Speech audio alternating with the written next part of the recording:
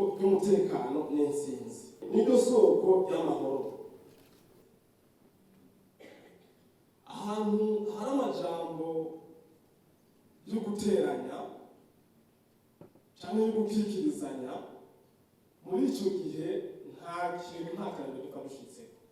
Ibyo ni ibintu dusanga mu bitabo by'Imana byose no mu bahanuzi b'Imana yaturungikiye kugira ngo baze kutwigisha, atari ku ntumbero yo kugira ngo bamererwe neza bo, ahubwo kugira ngo abanyesi utunganirwe. Mbere ndetse nicyo gituma dusanga mu nyinshi tuza kubaha twe tuzivoma mu gitabo kiranga Quran,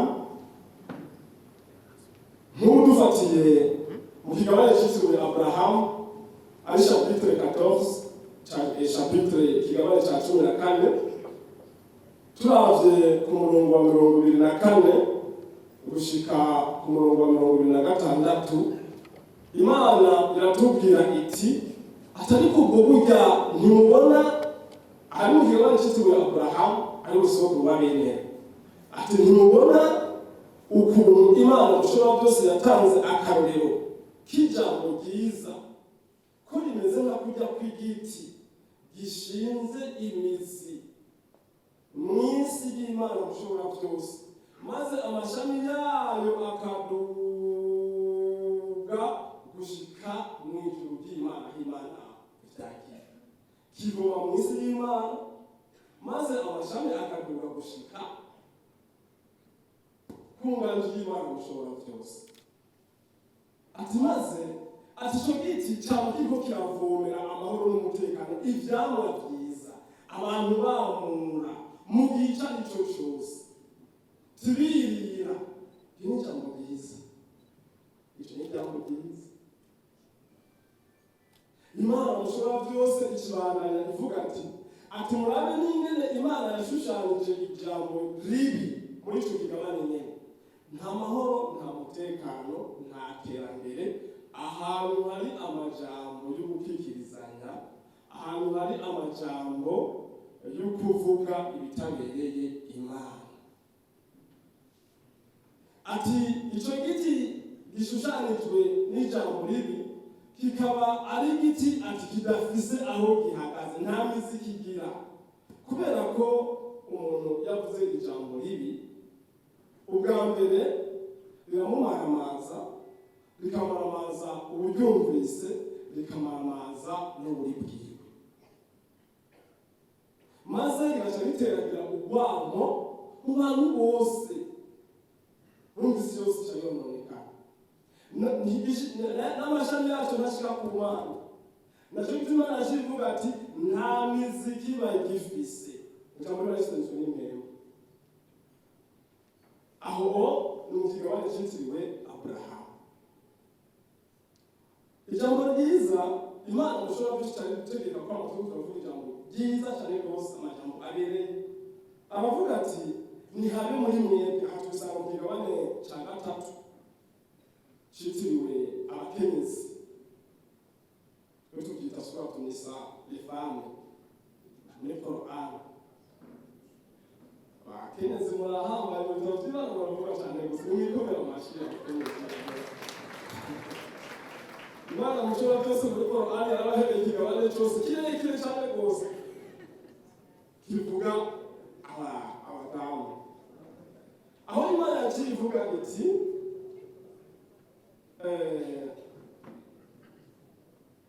iravuga iti nihabe muri mwebwe umugwi, muri mwebwe, muri twebwe nihabemo umugwi w'abantu bahamagarira abandi mu byiza, kuvuga amajambo meza, kwigishanya ineza, bategeke ineza, bongere babuze inabi, ijambo ribi uribonye uriguze. Ati kandi abo rero mwumve kano kantu gasoza n'ubu karyoshe cyane rwose, abo rero nibo banyene intsinzi. Ijambo ryiza ni nomero y'intsinzi. Twifuza intsinzi gahemu, ariko batayifuza ko turavuga nabi rimwe na rimwe. Twifuza intsinzi, ijambo ryiza rero n'isi yose aho muteraniye, mu miryango, mu byicaro, reka hariho hose muri ijambo ibirango vyizi akubiremeshe. Mu ncamake tubandanije turaba twebwe aho tuvoma turakunze kuvoma no mu migenzo y'umuvugishwamana Muhammad sallallahu alaihi wasallam, Imana n'amahoro n'imigisha. Niho umusangirangendo umwe weje kumubaza atamubwira ati nuramuka ubonye mugenzi wawe umukunda, atamubwira yuko ati jewe ndagukunda. Ariko ndabasaba ngo wese abwire mugenzi wawe ati ndagukunda. Ndagukunda. Umwana ndagukunda. Imana ndagukunda.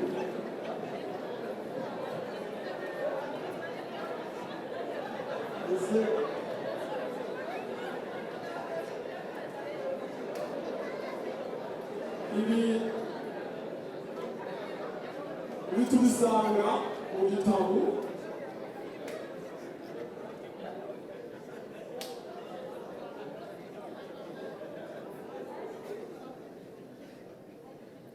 ukuri utabogiza nabisaka aho Imana intumwa y'Imana umuvugishwamana yashatse twature nagomba twature atubundi turabukunda.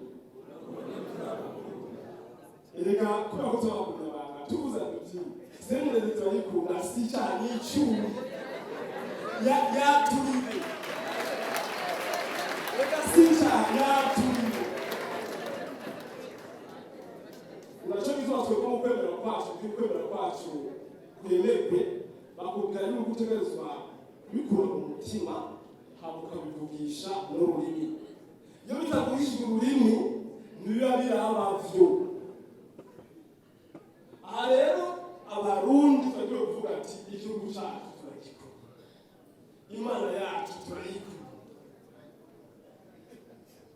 umuvyeyi wanje ndakumwaturiye, mugenzi wawe ndagukunda. Intumwa y'Imana mu gitabo cya Abu Dawud niho yababwiye ati niwaramuka ubonye mugenzi wawe umukunda aturamwegera umwatura ati ukuri ndagukunda.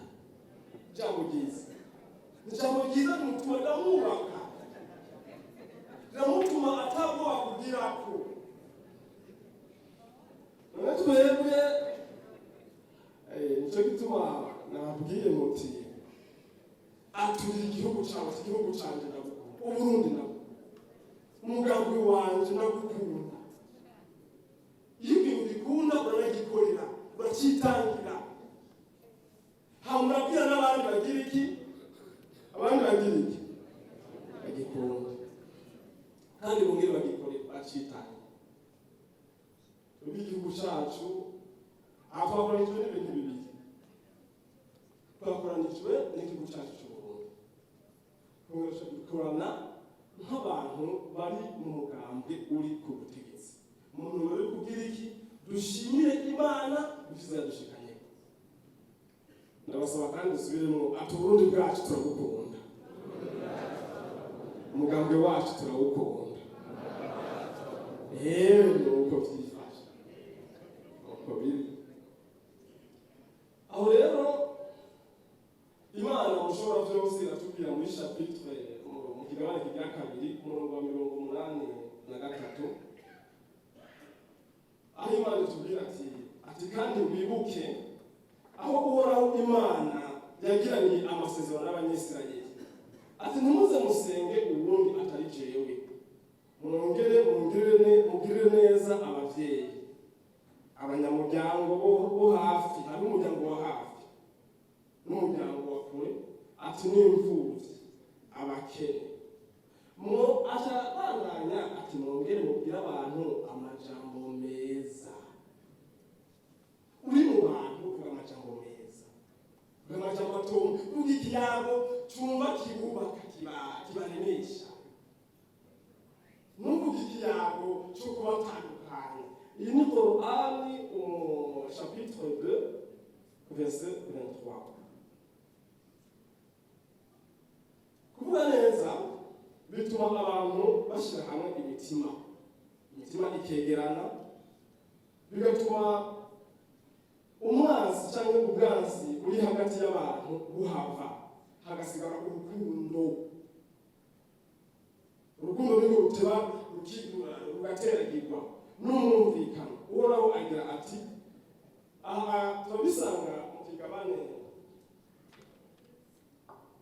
cya 41 muri Korani, igabane cya 41 umurongo wa 34 gushika ku murongo wa 36, aho Imana ivuga ati ikibi n'icyiza gishobora kungana.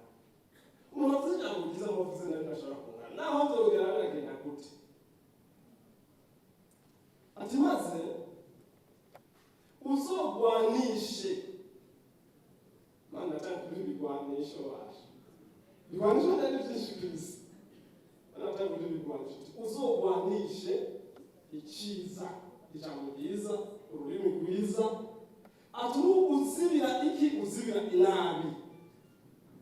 Ati nihaba hariho Imana kibanga, ati nihaba hariho hagati yawe n'urya muntu ugwaho, ati bizoca bihinduka nk'umunezero nkakuja kumenya umuntu mwavukanye amaraso muyaga. Yibonesha ko mwatwakoresha ko mwatwizigayemo niki ni cyiza. Nubwo hoba hariho ugwaho hagati yawe n'urya muntu mugaruka mubwira naje naguma abategetsi niwe bavuga ati Imana mushobora byose iyo iguhaye abantu benshi bajya muri Imana tuyumviriza neza ngo tuyacengete. Imana yitanze uburenganzira ku muntu ati wowe serukira aba, Imana mushobora byose ikimuha n'ubwenge. Naho warabaza ko umuntu ubu n'umwana bwengagira, Imana ikimuha ubwenge ubwo nyene ko ushobora guhagararira icyo kintu Imana imuhaye.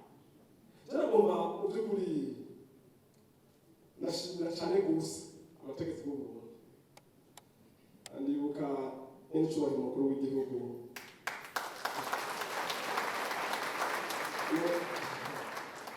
turi mu yinga abantu bavuze ubwoba bw'amatora bazogenda gute ya 2015. Amatora ya 2015 ijambo ryiza ngaho urabona kujya kwicaye bazoba yoroshe cyane turi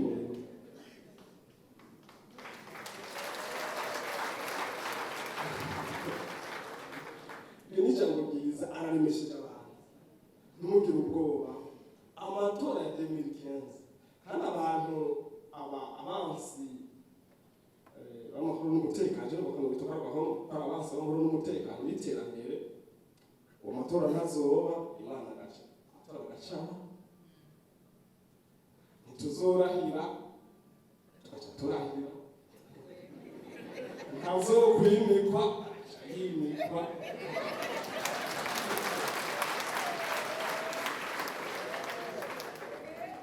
Zona neza tatu utulizo bwake ngaho.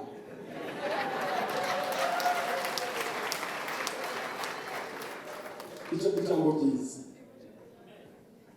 Ijambo ryiza. Ijambo ryiza. Amatora ntimugire ubwoba. Imana irayabona twaze azobantu kujya kukwinira kayi.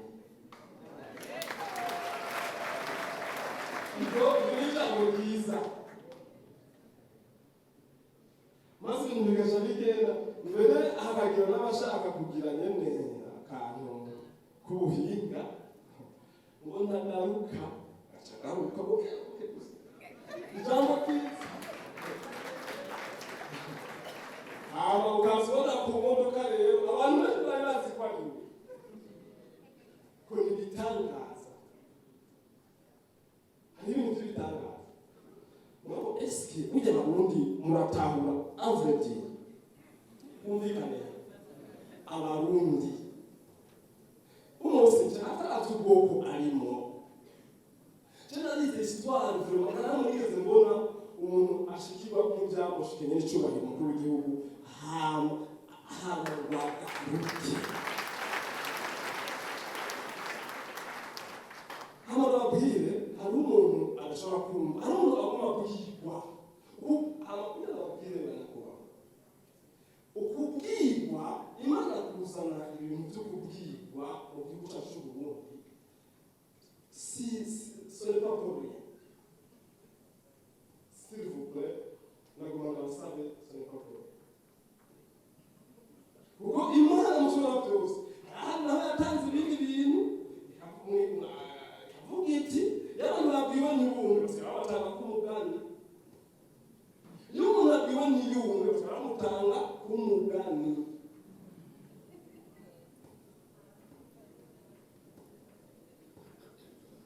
Ijambo ryiza rero anakubahwa rafise ikindi kintu jewe muri histoire bije nabyo nigeze mbona nta n'umwe ndigeze mbona birabako. Nuko rero kuvuga amajambo meza nicyo shingiro ry'ibyiza byose.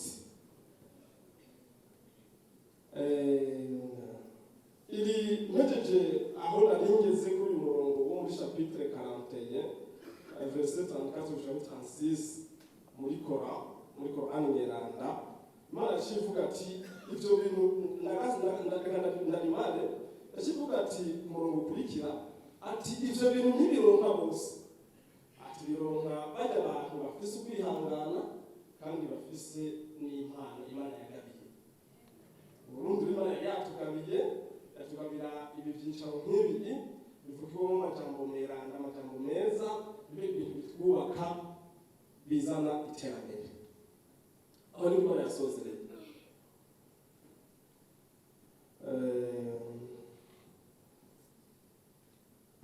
Lebo mungu naseje minoti ngahe?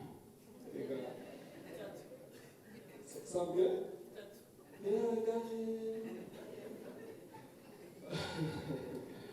Ngaho ntaco akakaramaze. Imana mushobora byose muri Korani nyeranda yarasubiyemo mu kigabane cyitiriwe muri chapitre 17 cyitwa Al-Isra, urugendo rw'ijoro. Urugendo rw'ijoro aho bari bashatse kuvuga kubera ko harimo urugendo rw'aho umuvugishwamana Muhammad yagize urugendo rw'ijoro ava i Maka agana Palestine, Yerusalemu. Arambwira ati bwira abashumba banje bavuge amajambo, bwira abashumba banje bavuge amajambo meza ibiganiro byiza. Bwira abashumba banje ati ku by'ukuri shetani umwanzi wanyu agerageza guteragira umuduga ugwamo hagati yabo. Ku by'ukuri shetani ni umwanzi agaragara ku mwana w'umuntu. Shetani ntatwifuze ko reka muri munezero cyangwa ari Bujumbura sana n'imishiki mu yinga. Yego umunezero n'ubushisi shetani ashobora kuwemera. Cyangwa kuba ari Bujumbura ngasa kuvuga cy'indege saa 6 nshaka mu Rutana. Tuvuga ko ikintu shetani ashobora gufaya kwemera.